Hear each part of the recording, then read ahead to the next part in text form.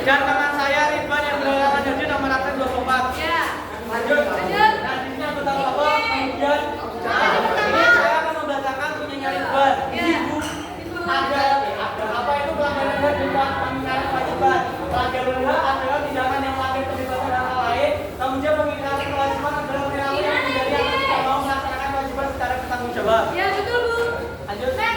Ini juga mencari Glenn. Dasar hukum pelanggaran hak dan pengingkaran kewajiban. Dasar hukum pelanggaran hak dan pengingkaran kewajiban yang negara adalah Undang-Undang Dasar 1945. Beberapa pasal yang memberi hak dan kewajiban warga negara antara lain ada pasal 271 Undang-Undang Dasar 45 mengenai warga negara wajib menjunjung hukum dan pemerintahan. Pasal 27 ayat 3 1945 warga negara berhak dan wajib ikutserta dalam pembelaan negara dan lain sebagainya. Ya, next.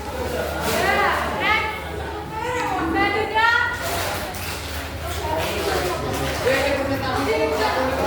Nah, kemudian masih dasar hukum pelanggaran hak dan pengingkaran kewajiban. Pelanggaran hak merupakan tindakan yang melanggar kebebasan orang lain. Sementara pengingkaran kewajiban adalah perilaku yang menghindari atau tidak mau melaksanakan kewajiban secara bertanggung jawab. Nah, ini adalah contoh pengingkaran kewajiban warga negara. Saya akan bacakan tiga, tidak membayar pajak. Yang pertama, melanggar hak asasi manusia. Yang kedua dan yang ketiga, tidak mengikuti pendidikan dasar dan lain sebagainya. Next. Ya, next. Selanjutnya kasus pelanggaran HAM yang pertama, proses penegakan hukum masih belum optimal. Kita masih sering mendengar di mana pelaku masih dapat lolos dari hukum karena masalah kekayaan memang oknum penegak hukum. Ini disebutkan beberapa pasal 22 yang 1 Undang Negara Republik Indonesia tahun 1945 masih terjadi salah dengan penangkapan dan lain-lain. Yang kedua, tingginya angka sekolah. Yang kedua, tingginya angka sekolah. Kasus ini sering terjadi di kecil. Kasus ini sering terjadi karena biaya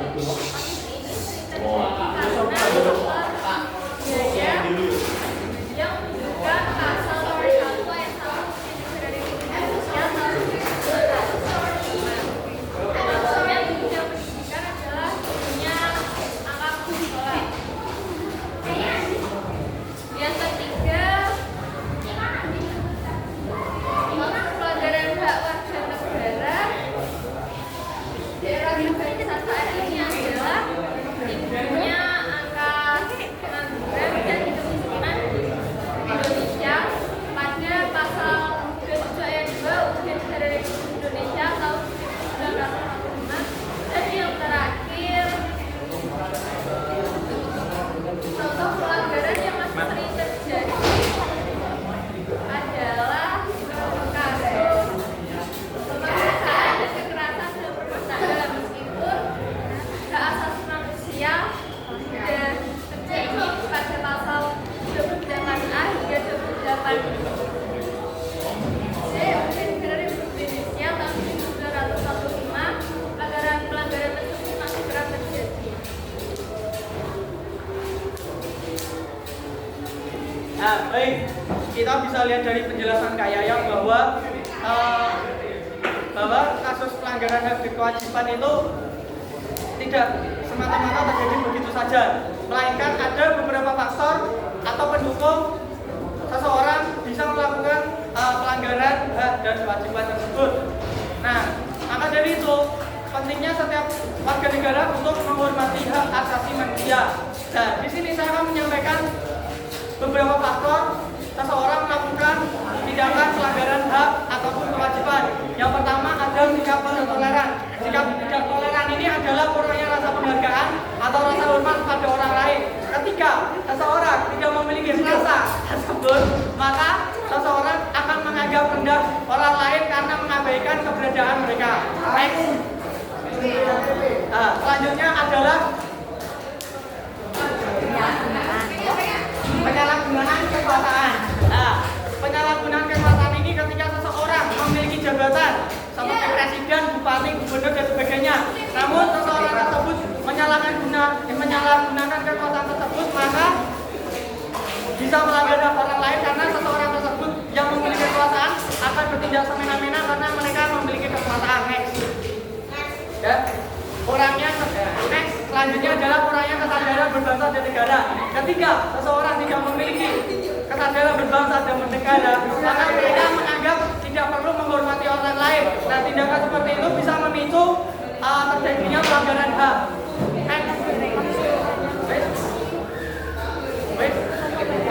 Next yang terakhir adalah penyalahgunaan teknologi. Nah, penyalahgunaan teknologi ini bisa kita temui di mana saja. Nah, sebelumnya penggunaan teknologi itu bisa digunakan oleh hal-hal yang positif, namun juga bisa digunakan oleh hal-hal negatif. Nah, hal-hal negatif ini seperti apa yang bisa kita temui di medsos? Nah, seperti misalnya menjabarkan berita hoax, misalnya kiamat 2012 itu hoax, kemudian memata-matai privasi orang lain menggunakan second account. Nah, itu juga termasuk melanggar hak privasi orang lain.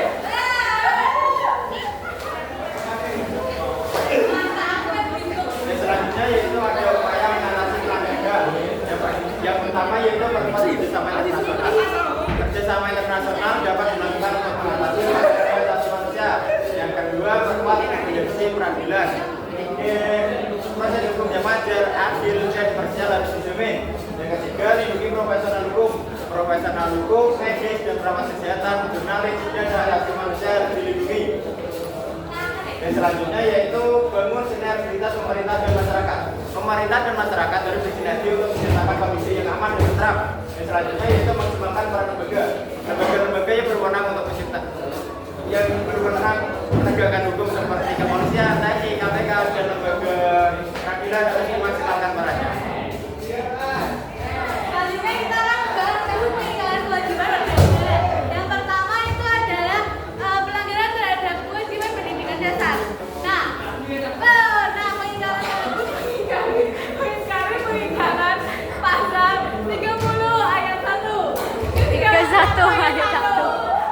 Yang berbunyi bahwa setiap warga negara itu berhak mendapat pendidikan. Contohnya ini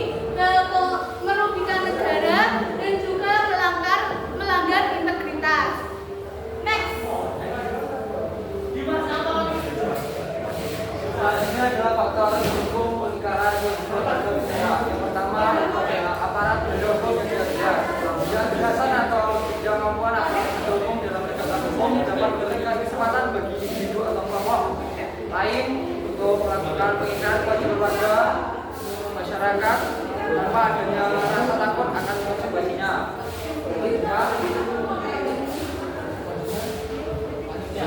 Yang kedua itu ada sikap egois. Peningkatan kewajiban warga negara terjadi karena sikap egois. Rasa sikap egois ya, karena mementingkan kepentingan pribadi atau kelompoknya dibandingkan kepentingan negara atau orang lain. Selanjutnya adalah masyarakat yang tidak puas.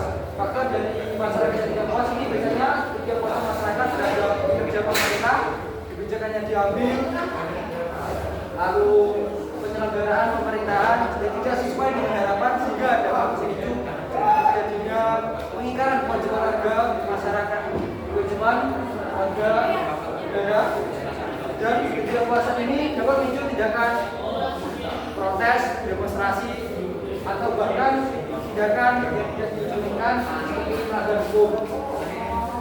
Selanjutnya, untuk upaya mengatasinya, yang pertama itu mengoptimalkan pendidikan dan sosialisasi tentang kewajiban warga negara yang berada di sekolah. Selanjutnya itu sosialisasikan kewajiban warga negara di masyarakat mulai dari bentuk keluarga atau masyarakat yang bebas. Yang kedua itu meningkatkan wawasan sesama warga negara, dan yang terakhir yang keempat itu meningkatkan sanksi hukum yang tegas dan tidak diskriminatif. Nah, ini kita akan menyampaikan ulang materi yang paling awal, akan disampaikan oleh Ridwan. Karena Dia dapat nilai. Ayo. ya, Ridwan udah datang Mas Boy. Ya. Maksud Bapak akan menjelaskan apa itu pelanggaran hak, yaitu pelanggaran hak yaitu tindakan yang melanggar kebebasan hak orang lain. Yang kedua yaitu pelanggaran kewajiban, yaitu perilaku yang menghindari atau tidak melaksanakan kewajiban yang sangat bertanggung jawab. Dan terhitung dari pelanggaran hak dan pelanggaran kewajiban yaitu pasal 27 ayat 1 yaitu menunjuk tinggi hukum dan pemerintahan. Dan yang kedua yaitu pasal 27 ayat 3 Uji 1945 yaitu bagi negara berhak untuk ikut dalam penyelenggaraan negara. Dan selanjutnya itu pasal 8C ayat 1 Uji 1945 yaitu warga negara wajib menghormati hak asasi orang lain. Dan selanjutnya itu pasal 30 ayat 1 warga negara hak wajib ikut dalam usaha pertahanan keamanan negara. Dan selanjutnya pasal 31 ayat 1 yaitu warga negara wajib mengikuti pendidikan dasar.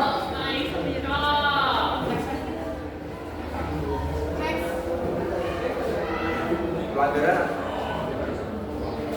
beberapa contoh pengingkaran kewajiban warga negara antara lain yaitu tidak membayar pajak, melanggar hak asasi manusia, tidak mengikuti pendidikan, dan selanjutnya tidak mencapai tujuan dalam pembangunan nasional, tidak menaati peraturan lalu lintas, merusak fasilitas umum, tidak berpartisipasi dalam kegiatan lingkungan, dan tidak jujur dalam berkomunikasi. Ya, betul. Oke guys. Oke guys, itu saja presentasi dari kami. Mohon maaf atas ketidaknyamanan, salah kata ataupun lain-lain dari kami. Itu saja bisa kami sampaikan. Ya, wassalamualaikum warahmatullahi wabarakatuh.